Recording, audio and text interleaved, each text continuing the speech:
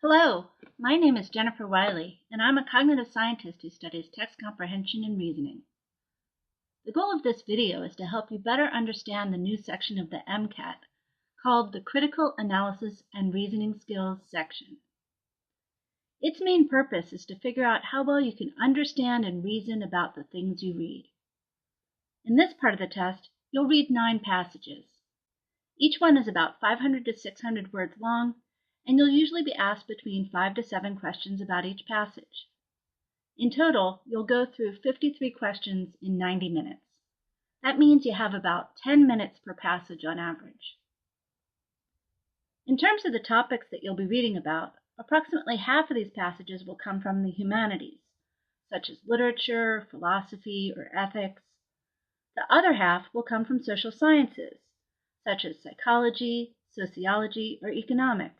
For example, one of the passages that's in the Khan Academy MCAT collection discusses how people negotiate deals with one another and when they believe they are getting a fair deal. Another passage is about how computers, rather than just being tools used by humans, might actually be changing the way that humans think. The passages come from a lot of different areas and are meant to stretch your mind a bit. You'll probably find that the topics of these passages will be unfamiliar. You're not expected to already know about any of these topics. Sometimes the writing styles will be complicated. Some words may be new to you, and some passages may be tough to understand. Just remember, everything that you need to know to answer the questions will be in the passages. You're not expected to know any background information. In fact, to do well, you really need to just focus on the passage and not information that you already know from elsewhere. There are 3 types of questions you'll be asked to answer in this section. The first type is called Foundations of Comprehension. These questions mainly ask you to answer questions about the author's intended message.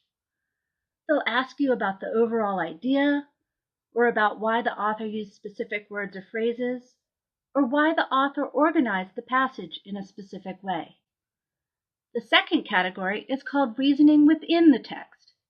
And these questions mainly ask you to think about the reasoning within an author's argument, such as, what claim is an author trying to support with a piece of evidence, or is an argument flawed?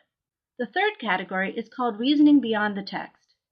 Questions in this category ask you to apply ideas from the passage to new situations, or to think about how the author's main message would change if there were new information to consider.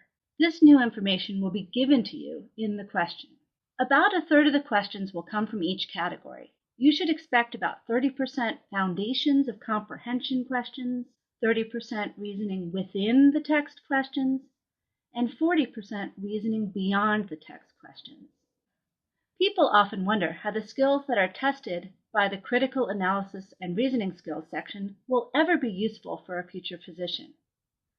These questions are on the MCAT because doctors need to be able to reason through a lot of clinical information.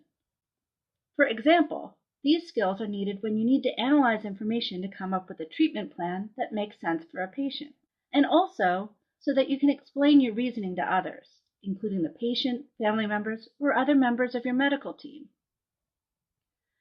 For more information on this section of the test and on each of the question types, be sure to see the other videos in this section, which I hope will help you too.